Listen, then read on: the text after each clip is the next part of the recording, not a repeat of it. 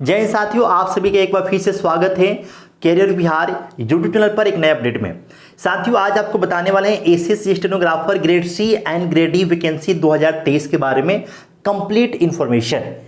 कब से इसका फॉर्म ऑनलाइन स्टार्ट हो जाएगा, कितनी वैकेंसी है, क्या सिलेक्शन प्रोसेस होता है, कौन कौन से लोग अप्लाई कर सकते हैं, पिछले साल का कट ऑफ कितना गया था, साथ ही जॉब प्रोफाइल क्या होगी, साथ ही आपको बताएंगे कि जॉब लगने के बाद आपके इन हैंड सैलरी कितनी मिलेगी। तो बहुत ही बेहतरीन आपको जानकारी आप तक पहुंचा रहे हैं और बहुत ही बेहतरीन जॉब है, बहुत ही शानदार जॉब है और ये सीजीएल लेवल की आपको जॉब होती है। तो आप वीडियो में बने रहिएगा और आप चैनल पर नए हैं तो सब्सक्राइब करके बेल आइकन दबा दीजिएगा ताकि ऐसा अपडेट हम जब भी लेकर आएं तो उसका नोटिफिकेशन आप तक पहुंच सके। देखिए दोस्तों, ग्रेड सी और ग्रेड सी में बस थोड़ा सा अंतर यह है कि ग्रेड सी हाई लेवल का जॉब है और ग्रेड डी ग्रेड सी की अपेक्षा थोड़ा सा लो लेवल का जॉब हो जाता है। और आपको हमें बताते चले कि पूरे ऑल इंडिया के लिए वैकेंसी होती है, केंद्र सरकार की सेंट्रल गवर्नमेंट की वैकेंसी है। तो आप कहीं से भी हैं, भारत के किसी भी कोने से हैं, आप इसके लिए एलिजिबल हैं तो आप अप्लाई कर सकते हैं। क्लियर। अब आपको इस वैकेंसी की सबसे बड़ी आपको चीज ये है कि इसमें स्किल टेस्ट मांगा जाता है। आपको हम पहले ही क्लियर कर दें, स्किल टेस्ट। और स्किल टेस्ट क्या होता है उसकी आगे हम चर्चा करेंगे। आइए शुरू करते हैं। देखिए, आपको हम पहले से लिख रखे हैं ताकि आपको समझाने में किसी प्रकार की कोई समस्या न हो। देखिए, आमतौर पर अगर हम इस वैकेंसी की बात कर लें तो इसमें आपको टोटल जो वैकेंसी आपको देखने को आमतौर पे मिलती है ये 1500 के आसपास रहती है। 1500, 1700, 1800 ऐसा आपको जो वैकेंसी आपको आमतौर पे देखने को मिलेगी। तो इस बार भी आपको अनुमान है कि ये वैकेंसी आपको 1500 प्लस वैकेंसी आपको रहने वाली है। क्लियर। और ये पूरी ऑल इंडिया के लिए वैकेंसी होती है, तो कहीं से आप अप्लाई कर सकते हैं अगर आप एलिजिबल हैं तो। अब देखिए, एप्लीकेशन फी कितना लगता है। जब आप फॉर्म अप्लाई कीजिएगा तो जनरल कैटेगरी से आप हैं, ओबीसी से हैं, ईडब्ल्यूएस कैटेगरी से हैं तो आपको चार्ज देना होता है 100 रुपया। और वहीं अगर आप एससी एसटी कैटेगरी से बिलोंग करते हैं तो आपको यहां पर कोई चार्ज पे नहीं करना होता है, बिल्कुल आप निःशुल्क अप्लाई कर सकते हैं।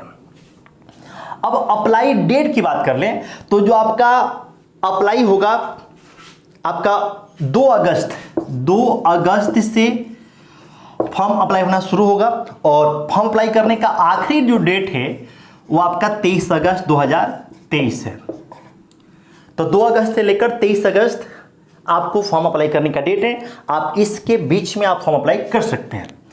अब देखिए, कौन से लोग एलिजिबल हैं, कौन कौन से लोग अप्लाई कर सकते हैं, क्या मिनिमम क्राइटेरिया है उसकी बात कर ले तो मिनिमम क्वालिफिकेशन जो है इसमें 12th पास होता है। 12th पास, आप अगर 12th पास हैं, परसेंटेज कुछ भी है, आप इसके लिए एलिजिबल हैं। क्वालिफिकेशन के मामले में 12th पास आप हैं, कोई भी आपका सब्जेक्ट है, कोई भी आपका स्ट्रीम है, 12th पास आप पास हैं तो आप इसके लिए एलिजिबल है क्वालिफिकेशन के मामले में। इसके साथ साथ हम एज लिमिट की बात कर लें तो ग्रेड डी के लिए एज लिमिट अलग होता है और ग्रेड सी के लिए एज लिमिट अलग होता है।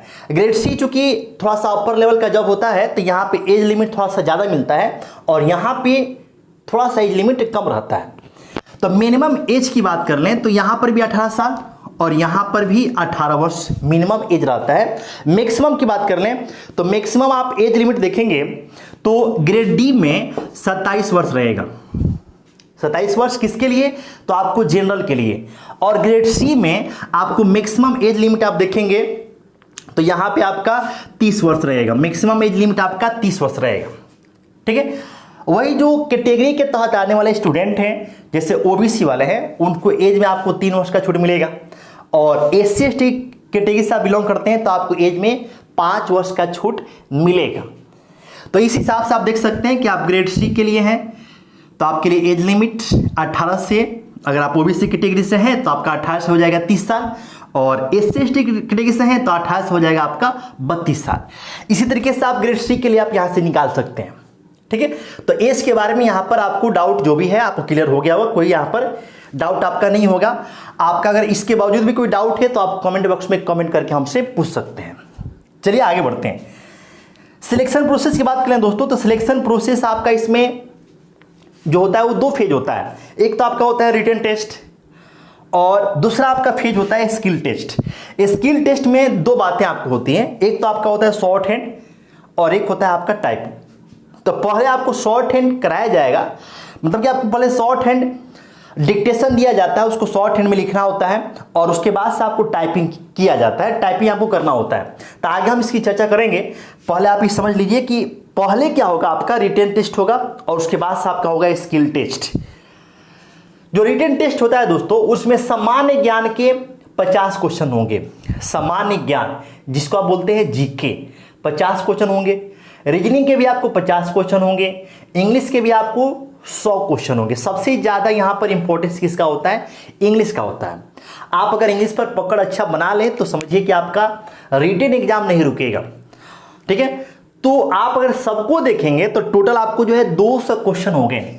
टोटल आपको 200 क्वेश्चन हो गए और 200 मार्क्स का आपका एग्जाम होता है। एक क्वेश्चन 1 नंबर का 2 घंटे का टाइम मिलेगा और नेगेटिव आपका 1/4। इसका मतलब ये हुआ कि एक क्वेश्चन गलत करेंगे तो आपके 0.25 नंबर आपको कट जाएंगे। 1/4 का मतलब ये हुआ 0.25 नंबर आपके एक गलती पे कटेगा।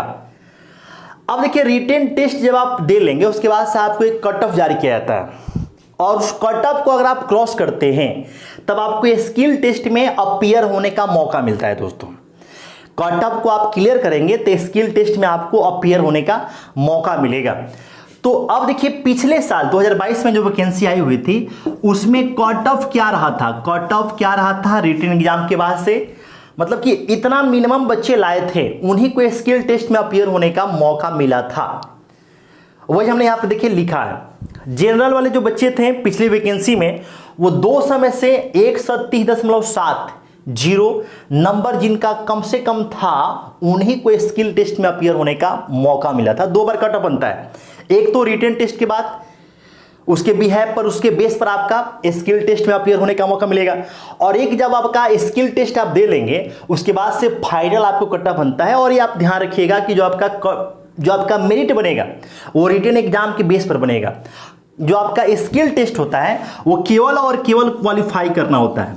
जो स्किल टेस्ट होगा इसको केवल क्वालिफाई करना होता है, मेरिट आपका रिटन एग्जाम के बेस पर ही बनता है। ठीक है, तो कट ऑफ आपका 2 बार जारी होगा, एक रिटन एग्जाम के बाद जिसके थ्रू आप स्किल टेस्ट में अपीयर होंगे, और स्किल टेस्ट को जब आप क्वालिफाई कर जाएंगे उसके बाद से आपका एक मेरिट के लिए कट ऑफ जारी होगा और वो भी होगा रिटन एग्जाम के बेस पर ही। क्लियर। अब देखिए, जो जनरल के लिए कट ऑफ था 137.70 आउट ऑफ 200। ईडब्ल्यूएस के लिए कट ऑफ था 137.70 आउट ऑफ 200। ओबीसी के लिए आपका 129.05 आउट ऑफ 200 और एससी के लिए 114.61 आउट ऑफ 200। एसटी के लिए 105.95 आउट ऑफ 200। तो ये था कट ऑफ पिछली वैकेंसी में, किसके लिए, तो स्किल टेस्ट में अपीयर होने के लिए। क्लियर। अब आपको हम बताते चले दोस्तों कि जब आप स्किल टेस्ट में आएंगे तो वहां पर क्या होगा। तो चलिए दोस्तों, अब हम लोग स्किल टेस्ट की बात कर लेते हैं। इसमें होगा क्या, तो एक आपको डिक्टेशन बोला जाता है और डिक्टेशन को आपको लिखना होता है शॉर्ट हैंड में, और उस लिखे हुए को आपको टाइपिंग करनी होती है या तो इंग्लिश में या फिर हिंदी में। लेकिन जो आप लिखे हैं उसको टाइपिंग करने के लिए इंग्लिश टाइपिंग कीजिएगा तो उसके लिए टाइम अलग रहेगा, हिंदी टाइपिंग कीजिएगा तो उसके लिए आपको टाइम अलग मिलेगा। लेकिन आप इस स्वतंत्र है कि आप या तो इंग्लिश में या फिर हिंदी में, दोनों में से जो आपको इच्छा हो आप उसके अकॉर्डिंग टाइपिंग कर सकते हैं। तो अब देखिए, यहाँ पे ग्रेड सी की बात कर लें तो यहाँ पे जो डिक्टेशन आपको 10 मिनट का बोला जाएगा उसको लिखने के लिए 100 वर्ड पर मिनट मिनिमम स्पीड आपकी होनी चाहिए। और ग्रेड डी की बात कर लें तो जो डिक्टेशन आपको 10 मिनट का बोला जाएगा उसको लिखने के लिए शॉर्ट हैंड में आपको 80 वर्ड पर मिनट की स्पीड मिनिमम होनी चाहिए।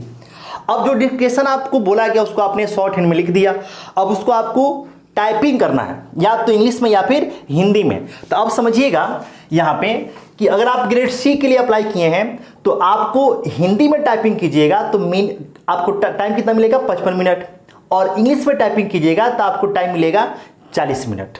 इसी प्रकार से ग्रेड डी की बात कर लें तो जो आपने शॉर्ट हैंड में लिखा हुआ है उसको आप हिंदी में टाइपिंग कीजिएगा तो 65 मिनट का टाइम मिलेगा, और इंग्लिश में टाइपिंग कीजिएगा तो आपको यहाँ पर 50 मिनट का समय मिलता है। ठीक है। तो ये होता है आपका स्किल टेस्ट और इसको केवल क्वालिफाई करना होता है। इसको क्वालिफाई करने के बाद से आपको फाइनल आपको मेरिट लिस्ट बनती है आपके रिटन एग्जाम के बिहेव पर, जो 200 नंबर का होता है। उसमें आपने जितना ज़्यादा नंबर गेन किया होगा, संभावना है कि आप उतने ही अपने सीट को पक्का कर पाएंगे। ठीक है, तो आपको प्रयास करना है कि जो रिटन के एग्जाम होगा उसमें आपको बेहतर से बेहतर परफॉर्मेंस आपका हो। अब जब आपका ये परफॉर्मेंस हो गया, आपका फाइनल मेरिट लिस्ट आ गई, उसके बाद से जो है आपका मान लीजिए सिलेक्शन हो गया, तो आपकी इन हैंड सैलरी कितनी बनती है। तो इन हैंड सैलरी की बात कर लें तो एक स्टार्टिंग में इनिशियल जो सैलरी होती है दोस्तों, वो लगभग ग्रेड सी के पद के लिए 55,000 के आसपास होती है, और ग्रेड डी के पद के लिए जो आपका इन हैंड सैलरी होती है वो 40,000 के आसपास होती है। जॉब प्रोफाइल की बात कर लें तो ये क्लरिकल टाइप का जॉब होता है, ऑफिस वाला वर्क होता है, बहुत ही शानदार जॉब होता है और इसमें ग्रोथ के चांसेस भी बहुत अच्छे होते हैं। तो कुल मिला के बहुत ही शानदार सी वैकेंसी, बहुत बेहतरीन सी वैकेंसी है। आप अगर इसके लिए एलिजिबल हैं, आपके पास वो स्किल है जो यहाँ पर रिक्वायर्ड है, तो आप इसके लिए निश्चित रूप से अप्लाई कीजिए। बहुत ही बेहतरीन सी जॉब है, निश्चित रूप से अप्लाई करेंगे। और बाकी सारे हम जानकारी बता ही दी आपको।